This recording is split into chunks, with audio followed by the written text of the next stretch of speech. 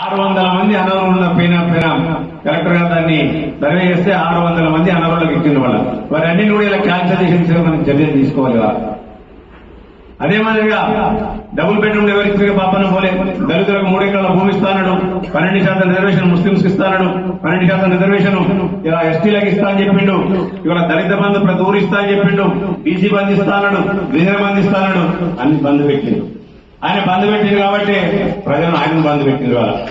అందుకనే మనకి అధికారం ఇచ్చారు కాబట్టి ఇవాళ మనం ఒక్కొక్క హామీ నెరవేర్చుకుంటూ పోతున్నాం. ఇవాళ ఇందిరమ్మ ఇల్లు పేదింటి కళ సాకారం చేయాలని చెప్పి ఇవాళ ప్రతి ఊళ్ళో కూడా ఒక పండగ వాతావరణంలో ఎంతమందికి ఇల్లు కావాలన్నా అంతమందికి ఇల్లు ఇచ్చే కార్యక్రమం చేపట్టిన ఈ కాన్స్టిట్యున్సీలో 3500 మందికి ఇళ్లను ఇవ్వడం జరిగింది. ఎవరి పైరవి లేకుండా, ఎవరి దగ్గర ఒక చిల్లిక ఆశించకుండా మీరందరూ కూడా కష్టపడి నిజమైన లబ్ధిదారులు మీరందరూ కూడా ఏరి ఇవాళ 3500 మందికి కాన్స్టిట్యూన్సీ వెళ్ళిస్తే కొన్ని చిన్న చిన్న అవకాశాలు జరిగి ఉండొచ్చు అక్కడక్కడ. ఎందుకంటే టెక్నికల్ గా కానీ ఇలా ఇల్లు వచ్చిన తర్వాత వాళ్ళకి భూమి ఉండకపోవడం, లేకుంటే ఎక్కువ దూరం కట్టడం వలన కొన్ని చిన్న చిన్న ఇబ్బందులు కలిగి ఉంటాయి. కట్టడం నేను అనట్లేదు, వాటన్నింటినీ కూడా చేరే దిశగా మనం ప్రయత్నం చేస్తున్నాం. ఇలా అదే మాదిరిగా 10 సంవత్సరాల పరిపాలనలో ఎక్కడ కూడా ఒక రేషన్ కార్డు ఇచ్చిన పాపాన పోలే.